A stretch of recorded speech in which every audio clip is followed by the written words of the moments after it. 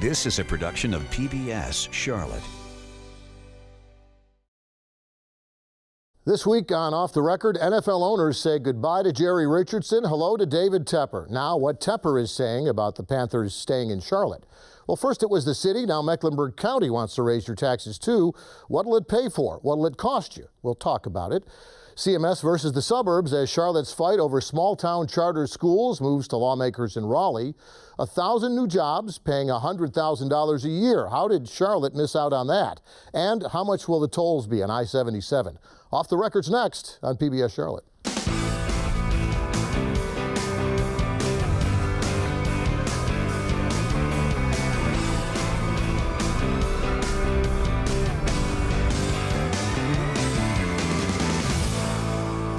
Hi, I'm Jeff Sonnier. This is Off the Record, where we talk about the stories you've been talking about this week.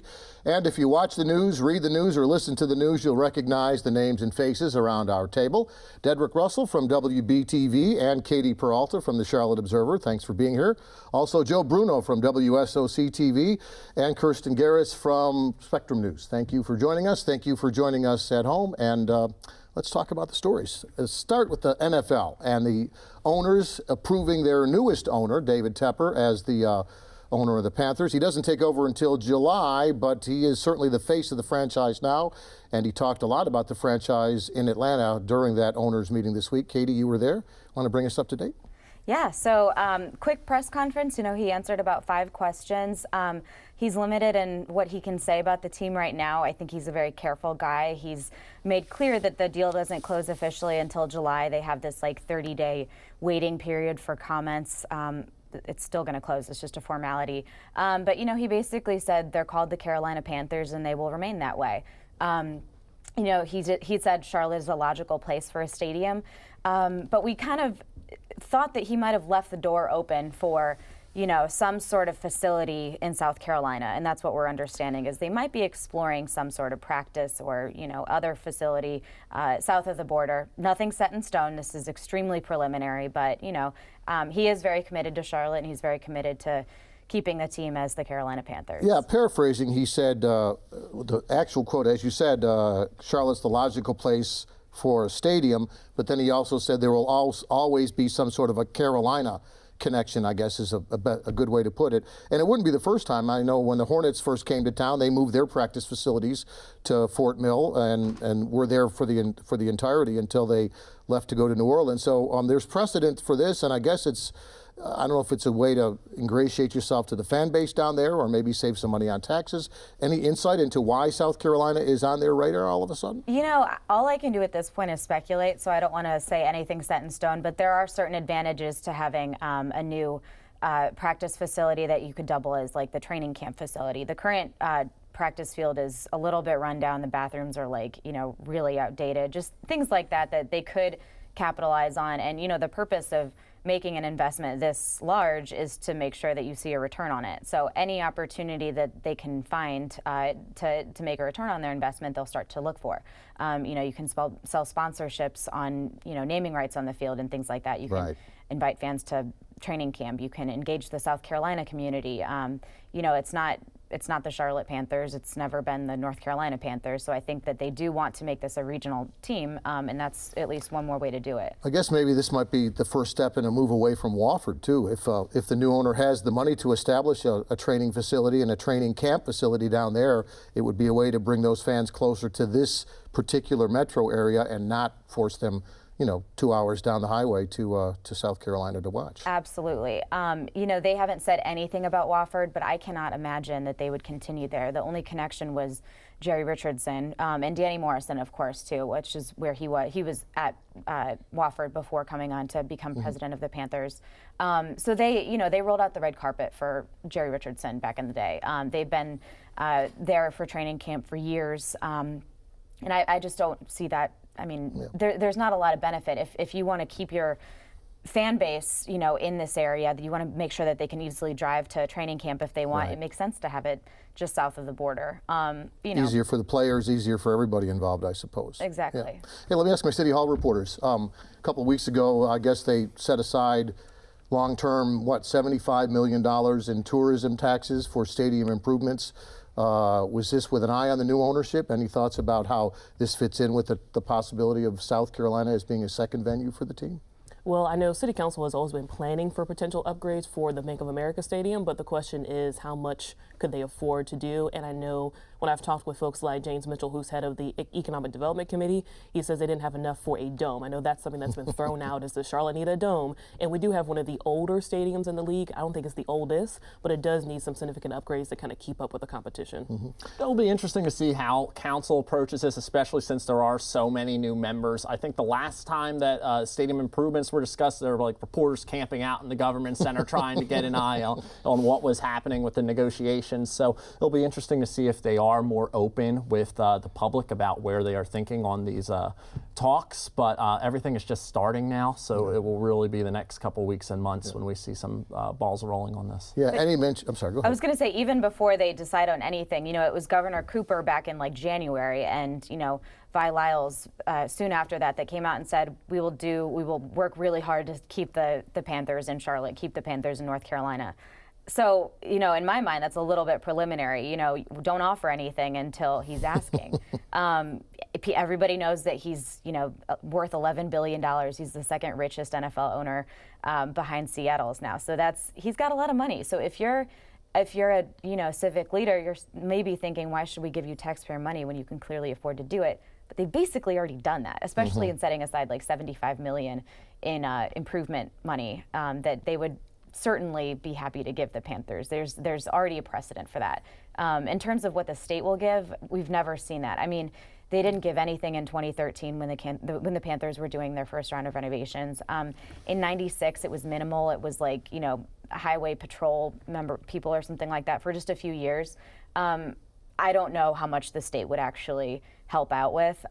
So that's why it might be really interesting to see if South Carolina engages, because they are known to be very business friendly. They're much more liberal with their incentives. Charlotte's lost a lot of business to South Carolina for that reason. And it will be interesting to see what does a $2.2 billion team look like down the road, because if you have a $2.2 billion team and you have like a $100 million stadium, does that match? So it would be interesting to see exactly if the stadium will match the value, absolutely, of the Panthers. All these interactions kind of feel like a first date. Tepper and the city council, Tepper and the state, Tepper in South Carolina. I guess we'll see how those first dates, if they turn into second dates going forward. So, hey, let's talk about taxes. I know that the city a couple of weeks ago proposed a tax increase for the first time in 5 years. The county kind of following in their footsteps with their own tax increase proposal.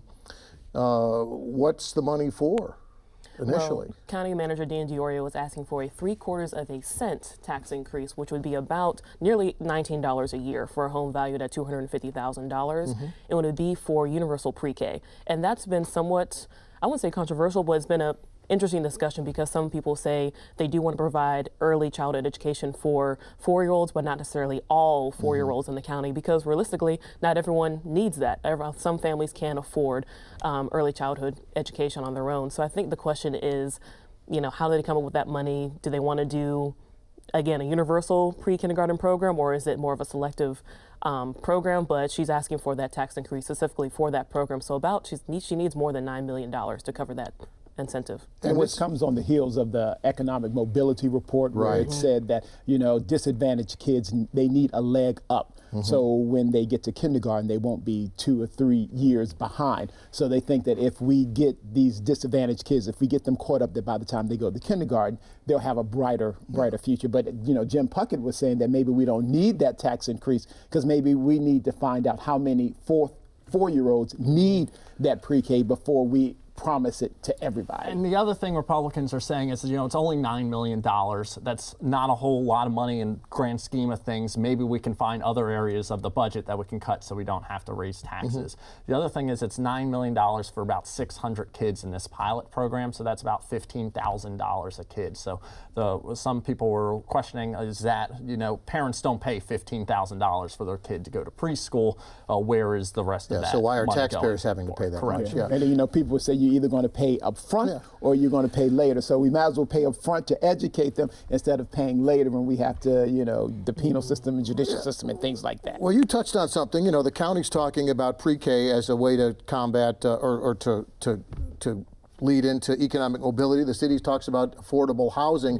These seem to be the kinds of things that lawmakers, city council members, county commissioners who've been traditionally against tax increases, they seem like they're more willing to raise taxes when it's for these kinds of issues. Are you sensing that there's it's not all politics anymore? It seems like these social issues are kind of outweighing the politics, the bad politics sometimes of raising property taxes. Yeah, and I guess they don't want another riot, because I guess with the Keith Lamont Scott, the lawmaker said that they rioted because it was more than just the killing of that man. It was more about the social issues, affordable housing, economic mobility. I feel stuck. So therefore, I guess lawmakers are saying that we're going to listen to our constituents and we're going to give them something so they won't, storm down to the next city council meeting or county commissioner meeting and say, we demand change. In the old days, they'd storm down for the tax increases. Now it seems like the social issues are what really raises people's attention and their anger when it comes to city council and county commission. The county manager was kind of preparing commissioners for this. They commissioned a poll several months ago that said that the overwhelming majority of residents would approve of $10 or $20 more a month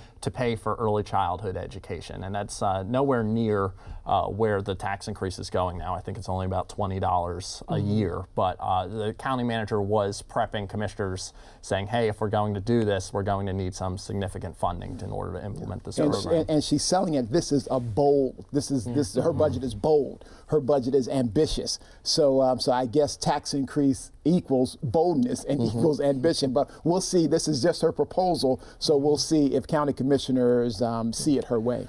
As we talk about the county budget, we have to talk about the school budget too, because a lot of that money gets funneled into the schools, and a significant portion of what's being proposed with this tax increase would go to the schools. Talk about where you see winners and losers on the school side. Exactly. Well, Superintendent Dr. Clayton Wilcox, he says that he's pleased with the county manager's budget. They got mostly everything that they wanted.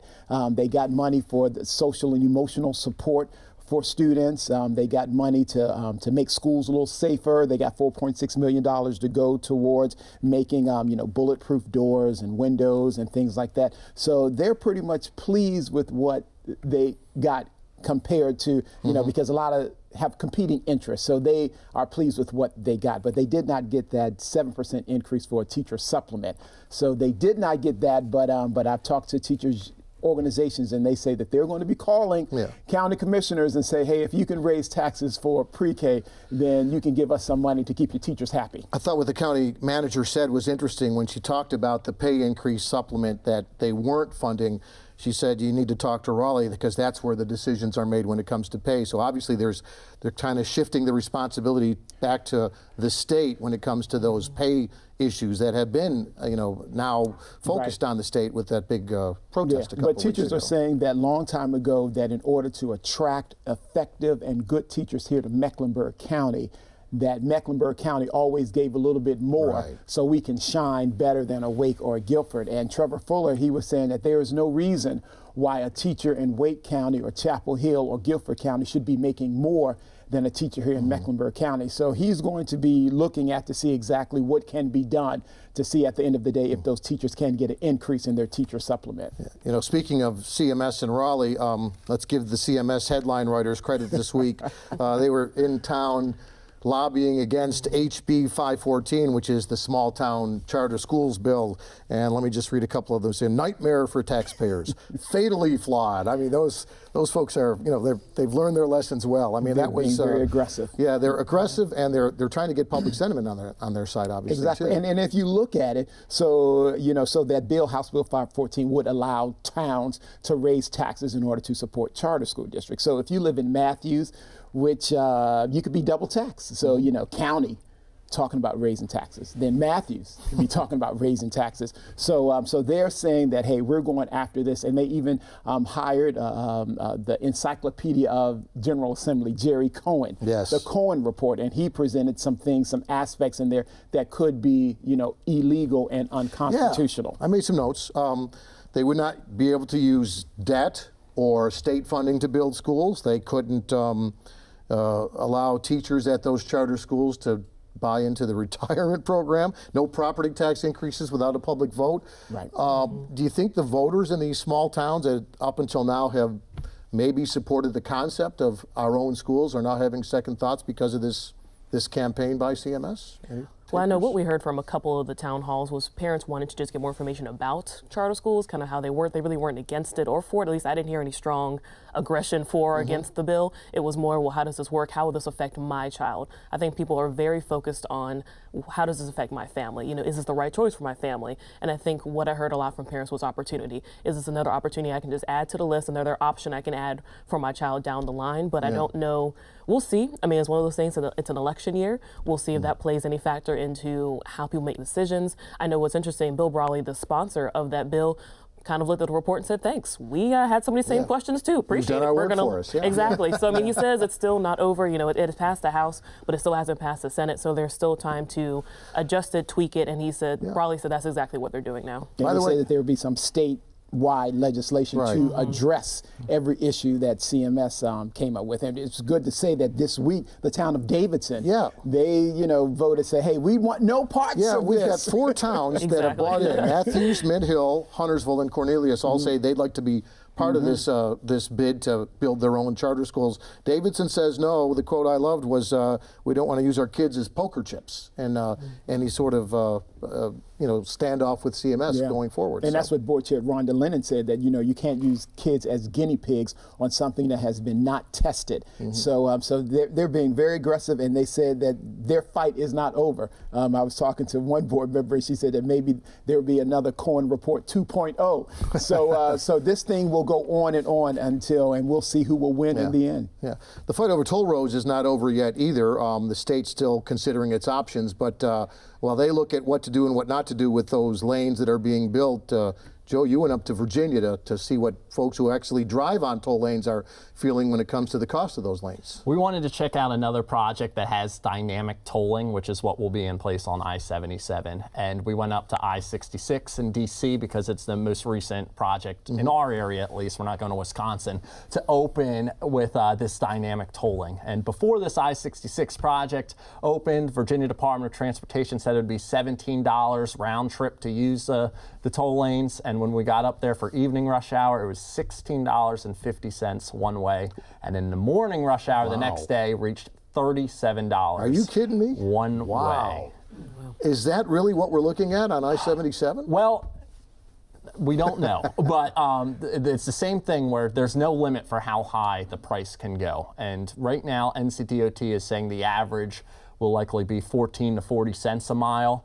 But then again, Virginia Department of Transportation said the average would be one thing, and you can't really predict this because it's all based on congestion and, keeping the lanes 45 miles per hour. They said there's going to be a public hearing on whatever toll rates are set. Are they going to rent the stadium for that? There'll be a traffic jam to get there, I suppose. Exactly. They'll have that public hearing, and I believe they'll keep a steady rate for the first couple months or weeks to get people used to the toll lanes, and then eventually we'll see that dynamic pricing. But all this is happening as the state's reviewing the future of the project. So we could have Governor Roy Cooper and the NCDOT Secretary James Trogdon come back in a couple months and bring some changes, like maybe having a price cap, or maybe even saying, hey, we're going to negotiate and try to purchase this contract so the toll revenue at least stays in the state. I know up north side of the county, obviously they oppose this, but I wonder with the new mayor, we've got a different mayor now and a different governor for that matter than when this decision was made. You feel like there's any softening on Charlotte's position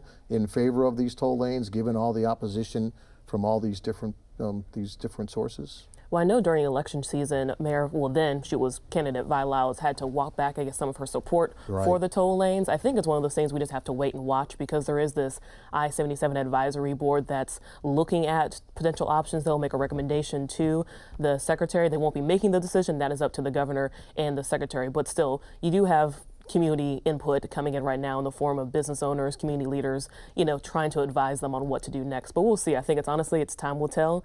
And we'll see what happens if we're getting told or not. That advisory board, it had 12 communities on it, and the only 2 that said keep moving forward with this project as it stands are Charlotte and the Charlotte Chamber. Yeah. So it shows to me that at least the people in power, the people with a say, they want this to keep going, and we'll see what happens.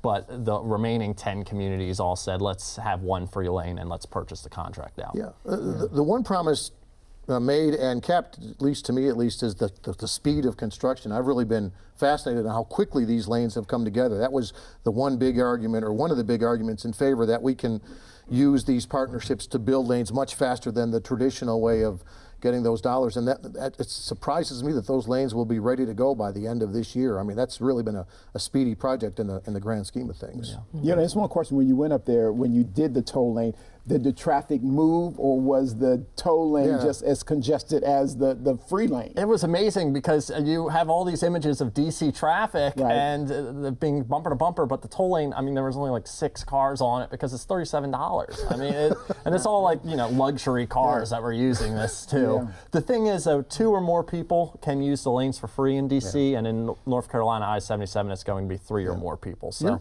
you're a DC guy. Have you ever taken these lanes? Yeah, well, my wife, I've done the Easy Pass during the I-95, going back to Charlotte. We do have the Easy Pass, but I know a lot of people are government workers and things like that, so some of them do get reimbursed for their travel. So that's some of the reason why they can afford that $34, $35, because taxpayers will be footing the bill for that. $37 rush hour commute does not sound like, I'm not ready to write that check yet. But in DC, if it gets me home, an hour and a half Depends earlier to cook dinner and to get everything, then maybe I'll to make a high school football game on a Friday night, maybe you do it. Someone we talked to was like, I never use these lanes, but I need to rush my dog to the emergency room, so I paid like $25 so I wouldn't have to sit in traffic. Everyone's got a price, I suppose, right? Hey, I want to finish up this week talking about the big one that got away, Katie. You did a story about, I guess, a project that was kind of under the radar, but boy, when you look at the numbers of these jobs, AllianceBernstein is the name of the company. Tell me a little bit about what they were proposing and why we didn't get what sounds like a really good opportunity for the city. So the investment firm is based in New York, and they had been looking to cut costs and relocate their headquarters. I think they would keep a small operation in New York, but they had narrowed down their choices to Charlotte and Nashville, we learned. And they put out a request for proposals like last November, and Charlotte basically had a week to put this thing together. Unfortunately, when we looked at the records, the incentives were redacted, so I still don't know what the state had offered. We're still waiting on county and city records, so that could indicate, or that could show what Charlotte offered if it was comparable to Nashville. This isn't the first time Charlotte's missed out on major employers for money reasons. I mean, I'm not saying it was incentives, but it could be. And I don't know all that Nashville offered. I know some of what their package looked like. But, one economic development leader said that perhaps Charlotte is already too strong of a financial services city. Yeah. And maybe AllianceBernstein wanted to stand out and shine somewhere else, which to me, that's sort of the opposite of what we hear. Yeah, we've gotten too good at what we do, and now we're keeping people from coming here to establish their places. That doesn't sound right, but I was fascinated to see that pop up as a quote in one of the emails that you uncovered. It's kind of fascinating to get that window into the process too. I mean, another thing I saw in your story was excessive land and building costs was given as one of the reasons why they decided to go to Nashville instead of Charlotte. I don't get the sense that it's any more expensive here than it is in Nashville, but obviously there's even a small difference can make a big difference when it comes to locating these jobs when they're trying to maximize dollars and make them go farther, I suppose. Right, and again, because part of the records were redacted, it's hard to know what exactly Charlotte had proposed. AllianceBernstein did require at least 200,000 square feet of office space or something ready to build, like ample space, ample land for an office of that size to have up to 1,000 employees for these really high-paying jobs too. Wow, $105,000 a year average salary for these jobs. Right. First of all, where do I sign up? I'm not moving to Nashville, but I'm just saying, But those are the kinds of quality jobs that this city has long wanted, and in a lot of cases gotten from the banks and from some of the other financial institutions. Right. This reminded us a little bit of the instance when Charlotte lost out on CoStar that was considering Charlotte for a major new office, and they ultimately chose Richmond, even though Charlotte offered significantly more in incentives than Virginia did, or Richmond and Virginia did. Yeah. And we had learned kind of through the grapevine that some people were concerned about the reputational damage of HB2. some of that might still linger. Yeah. You know, and I feel like every single talk show, radio show we ever do in Charlotte, something about HB2 will always come up. And that reputational damage is clearly still there. Whether or not it was a deciding factor in this, I couldn't say, but it's been talked about as maybe a reason. Yeah, and we're reading in the Raleigh papers that Apple, looking at Raleigh, also is feeling some pressure from the LGBTQ groups about the HB2 kind of hangover and challenging them to find places that are more accommodating to that community. It's one more thing. It seems like it's something that we're going to have to factor into the landscape as we compete with the Nashvilles and the other cities, you know, for these big jobs and these high salaries going forward. And I wonder how housing, you know, reflects with that, because, you know, $100,000 probably can go a long way in Nashville opposed to Charlotte, because, you know, you have these high priced condos, and some of these people who are coming, they're probably the breadwinner of the family, where they're probably the $100,000 has to be for a family of four. And so, you know, housing probably has to go into that equation too. Is about, do we pick a Charlotte or a Nashville? Right. There are a lot of probably quantitative and qualitative reasons that they decided to go with Nashville over Charlotte, but housing is going to be one of them. You know, just maybe space, maybe they liked the culture in Nashville better. Yeah. I mean, it's Country music. country music. Maybe They don't like Bojangles. That's what it is. Exactly. We found you out. go. Bojangles and sweet tea. That's what it was. Well, we're about out of time, but again, thank you all for joining us this week. Thank you for joining us at home. Always another show and more topics next time on Off the Record. See you then.